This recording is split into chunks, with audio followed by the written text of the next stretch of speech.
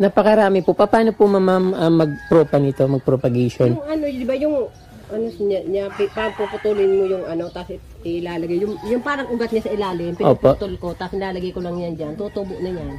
Yung ugat po tapos may kasamang dahon? Hindi po, di ba ganyan yan? Opo. Yung parang ganyan, o pinuputol-putol ko lang yan. Yun po yun. Tapos kusa po siyang tumutubo. Kusa siyang tumutubo. Nakakatuwa yung garden nyo kasi nakaka-refresh. Ma'am, ano pong orchids ito? Tiger da po yan. Tiger orchids. Ang taba niya. Anong kulay po bulaklak nito, ma'am? Violet. Violet. Ang ganda. Parang ano kasi nakaka-refresh sa ano yung pagka-align ng mga ano mo, halaman. Opo. Yung wala po kayo ng mga yung anthurium. Yung iba-ibang kulay. Anthurium magnificum.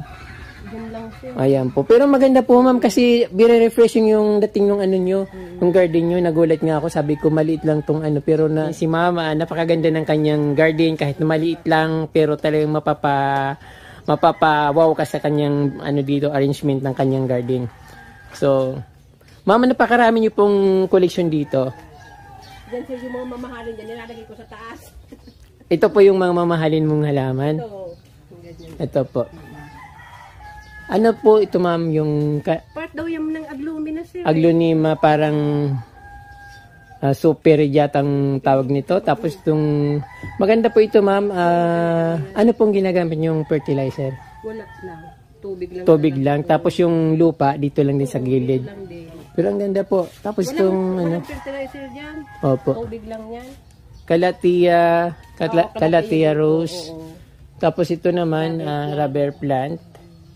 Then Birkin. Yun.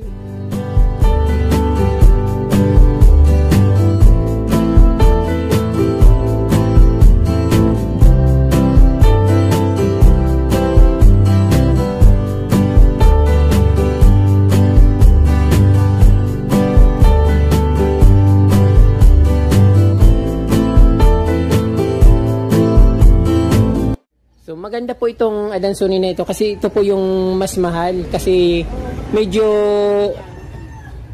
ano siya, light yung color niya, parang neon. So mayroon kasing mga iba't ibang klase nito, yung mga dark green, tapos ito yung light na parang green. Ayan. So napakalago po ma'am, napakagandang tingnan sa mata, kaya nga po natawag yung pansin ko. Tapos mayroon po ding mga ano, aglonema. Aglonema yan. Matagal na po yung tinanim niya. Mga 2 years na. Ma'am, ang ganda po ng ferns nyo. Fern. Yan. Opo. Anong klaseng fern po ito? Iwan ko yan sir, kasi binili ko lang yan. Saan nyo po nabili? Ang ganda po. Guwa. Sa Guwa.